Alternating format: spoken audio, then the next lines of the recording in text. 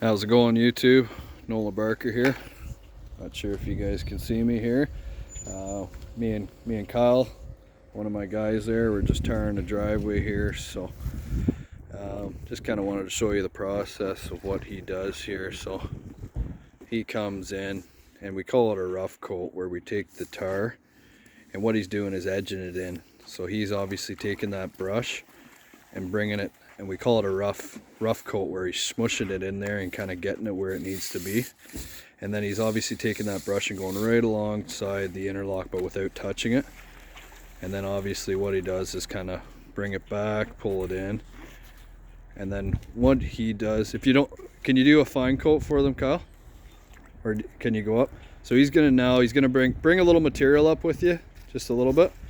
So usually we bring a little bit of material with us, bring it up, and then this is the final step. So it's called a fine coat, where he's taking out his footprints, he's bringing up tar with them, and what he's doing is bringing that tar across on a 45-degree angle and making a nice even stroke with that tar on the brush.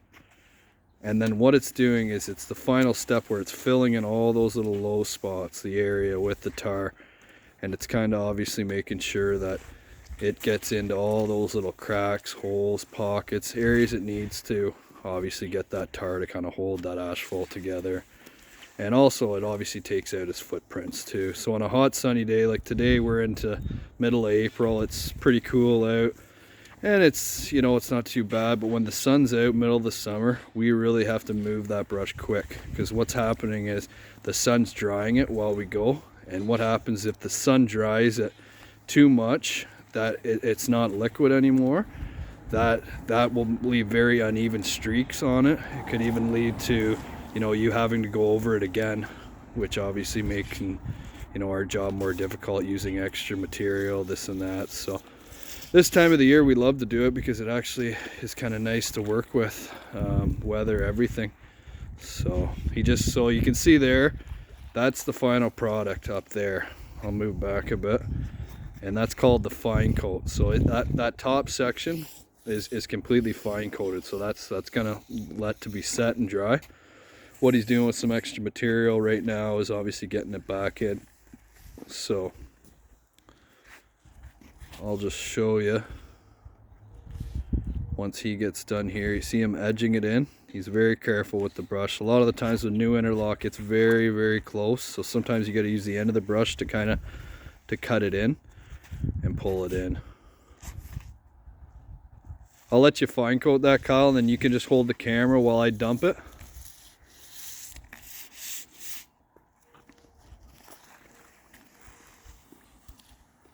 And usually we leave it pretty thick when we're rough coating, because what you want to do is kind of leave that tar in almost in little sections where we're not really being too nice with it, where we can just leave it thick, because when you go back to fine coating, you really want extra material on that brush to pull in. You can kind of see that stuff that's left over right there. That's great. That's what you want on the end of that brush, because what it's doing is allowing that extra little bit of tar that you've already rough coated in to fine coat and pull it into the sections that aren't fully done when you're rough coating it, if that makes sense to you guys. And obviously takes your footprints out and this and that too. So Kyle here, he's been kind of doing it for quite some time, so he's pretty good at obviously the speed and getting it done when it needs to be quickly done in the summer too. So here, you want to hold this, Kyle, and I'll just show them dumping it. So what we generally do is we use 17-liter pails. It's quite easy. We like to dump full lines, so we like to start on, obviously, the part that we've done, and make sure we dump it on the tar. So that leaves a way, so when the rougher comes in, he can obviously come back and not have to pull it up the driveway. We could just start right off the way. And we generally leave, it depends on the roughness of the driveways, but what we do is we try to leave it as much of an area where he can bring that brush down cut it in, and then float it into that next line without having to pull any tar up. It's just easier for us when we work with the material to kind of do it that way. But on driveways, this one here is pretty, we call it skiffy, where it's smooth and it's not too bad.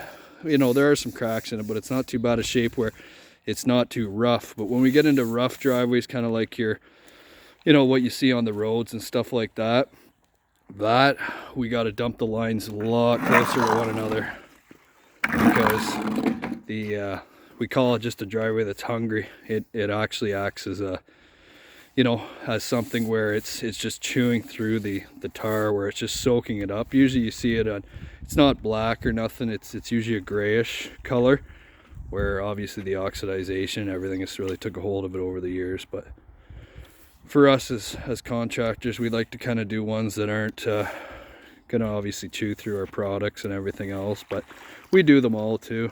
Like we did one last year, a parking lot, and it was never had anything done to it. It was just like the roads. So you do have to charge accordingly, because you do end up going through, sometimes I've seen it where we almost go through double the amount of tar on some of those rougher driveways. So it all kind of depends. So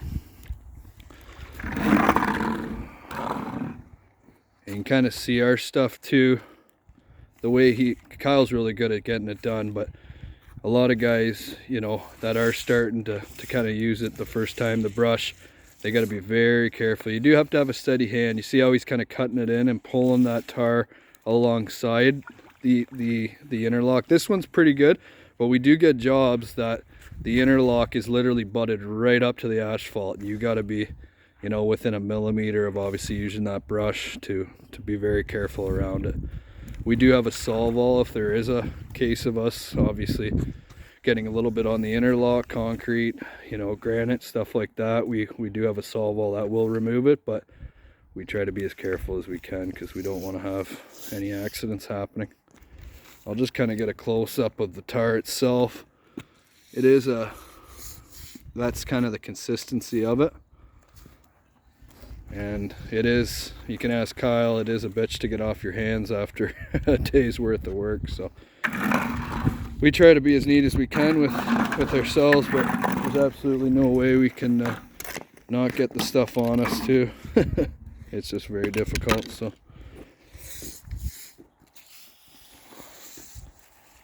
and I guess you didn't see, but a lot of our prep work, we do use a blower. So just obviously a regular handheld blower. Our trucks there, they're pretty dirty, but we just use obviously, you know, an F-150 to do a lot of our work there too. And yeah, we get good big ones, some big small ones too. So we do parking lots also, do a lot of big driveways. I think last year we did about a 6,000 square foot driveway. Usually those take about an all-day thing, right? So, but yeah, long story short, I better kind of give Kyle a hand here and get wrapped up, but we'll see you guys in the next video.